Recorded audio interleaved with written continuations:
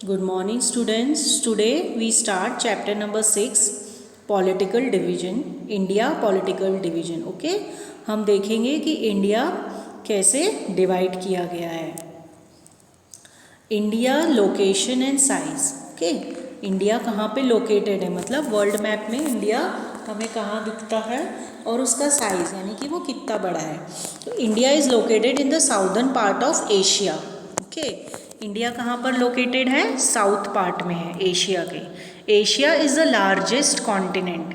हमारे वर्ल्ड में 7 कॉन्टिनेंट्स हैं जिसमें से एशिया सबसे लार्जेस्ट कॉन्टिनेंट है और उसमें इंडिया बसता है.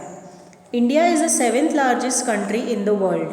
ओके, इंडिया जो है हमारी वो वर्ल्ड में जितनी भी कंट्रीज़ हैं उसमें 7th नंबर पे आता है. It is second most populated country और पॉपुलेशन में ये सेकेंड नंबर पे आता है. फर्स्ट पे कौन सा है, फर्स्ट पे हमारा है चाइना और सेकंड पे है इंडिया. पॉपुलेशन मतलब जनसंख्या कि यहाँ पर कितने लोग रहते हैं. This means a large number of people live in India. इसका क्या मतलब है कि यहाँ पर बहुत ज़्यादा संख्या में लोग रहते हैं.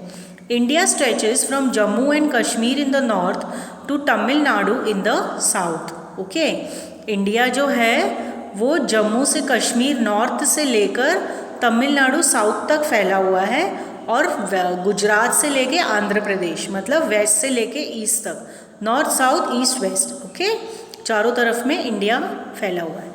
India is surrounded by 3 large water bodies.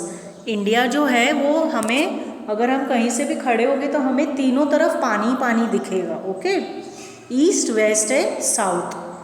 Can you name this water bodies? क्या हमें इन वाटर बॉडीज़ का नाम पता है? Our neighbouring countries are Pakistan and Afghanistan in the west. हमारे जो इंडिया के बिल्कुल बॉर्डर पे पड़ता है उन 2 कंट्रीज़ का नाम है पाकिस्तान और Afghanistan. Bangladesh and Myanmar in the east.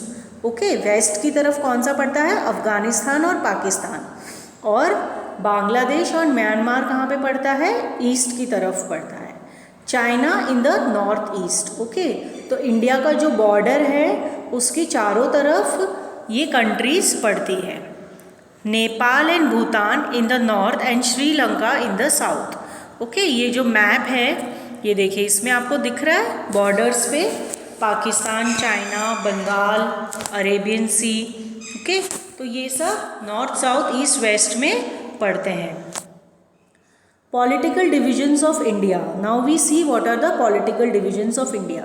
India has been divided into 29 states and 7 union territories. Okay, India जो है वो 29 states में divide किया गया है. Okay, और 7 union territories.